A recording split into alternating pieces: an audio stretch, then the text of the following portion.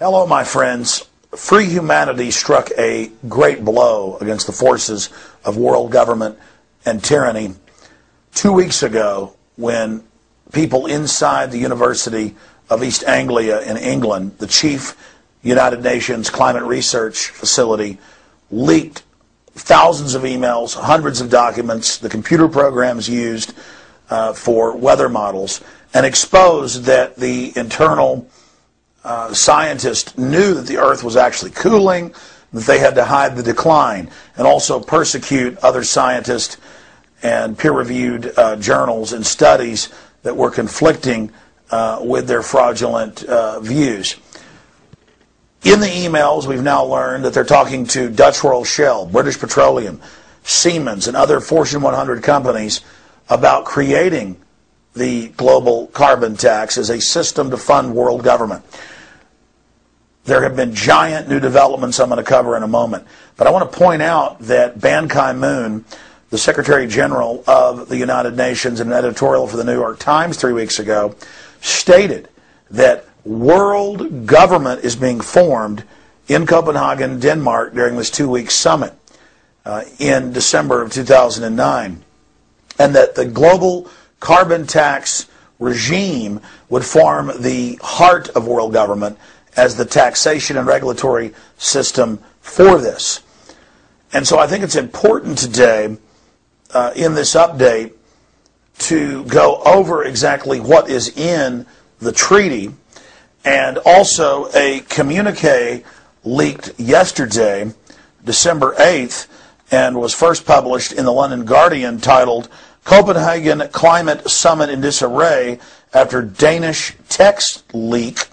Developing countries react furiously to leaked draft agreement that would hand more power to rich nations, sideline the UN's negotiating role, and abandon the Kyoto Protocol." I also want to go over the treaty itself, the Framework Convention on Climate Change, all 200 pages here. When you listen to the new head of the European Union, he openly states that world government is being established. When you listen to Al Gore, he speaks of global governance built around the Copenhagen Treaty. When you listen to Ban Ki-moon, he states the same thing. There's no more any room for denial. World government has arrived. World government is here. It is unelected, it is tyrannical, and it wishes to control the planet through an iron grip on resources. But here is the big development.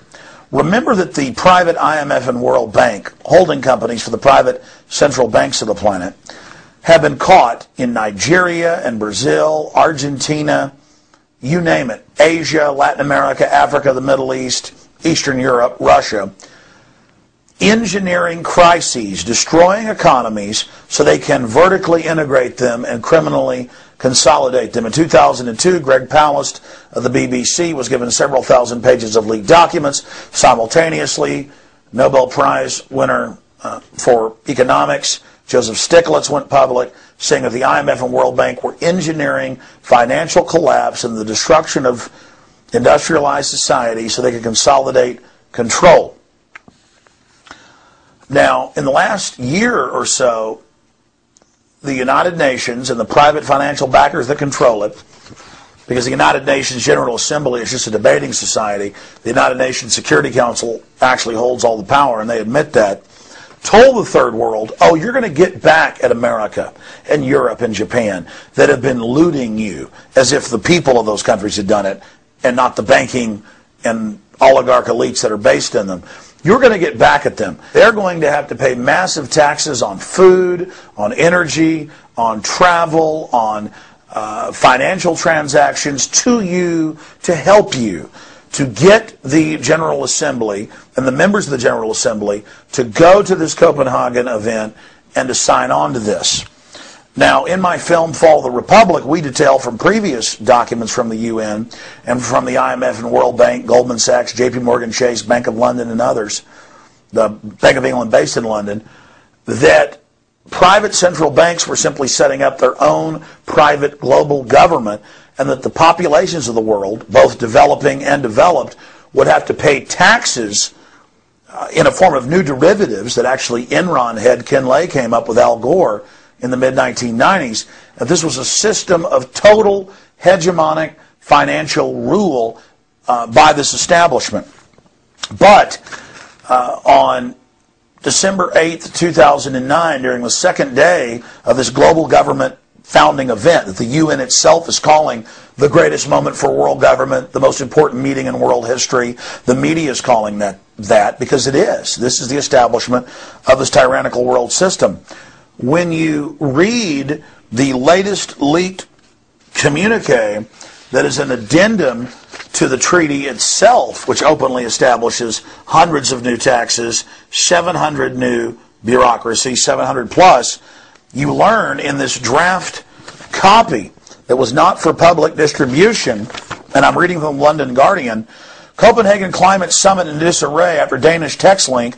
Developing countries react furiously to leaked draft agreement that would hand more power to rich nations, sideline the UN's negotiating role, and abandon the Kyoto Protocol. Reading from the Guardian, and they have a link to the text of the secret document. The document is also being interpreted by developing countries as setting unequal limits on per capita carbon emissions for developed and developing countries. That's what the eugenicists have always planned.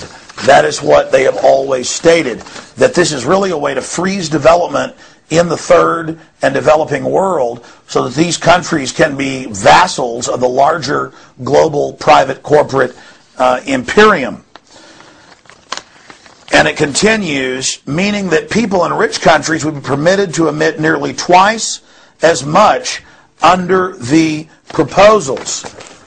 And it goes further and states that the UN is just a front company and will have no power. See, the third world thinks they control the UN because they're in the General Assembly. And that the IMF, World Bank, and other private corporations will actually control the global system and issue the credits. Force developing countries to agree to specific emission cuts and measures that were not part of the original UN agreement. So it is a classic bait and switch. That is from the London Guardian today. You can link through by clicking. We also have this up on Infowars.com and PrisonPlanet.com and read the secret treaty for yourself. But when you read the official Framework Convention on Climate Change, when you read the nearly 200 pages, it states a 2% tax on all nations of the planet, and once nations have signed on, they cannot remove themselves voluntarily. They have to have a unanimous vote by the other members to allow them to leave. So it's like a Roach Motel. The slaves go in, the slaves don't get out. And it states a 2% tax on the complete GDP of every nation, a 2 to 10% tax on all fuel, gasoline, diesel, natural gas, when most families are already on the edge of bankruptcy because of what the central banks have done with the derivatives bubble that broke in the fall of 2008. They state that a global regulatory body will control all transportation, starting with massive global taxes on all international and national air travel, and a surveillance tracking grid.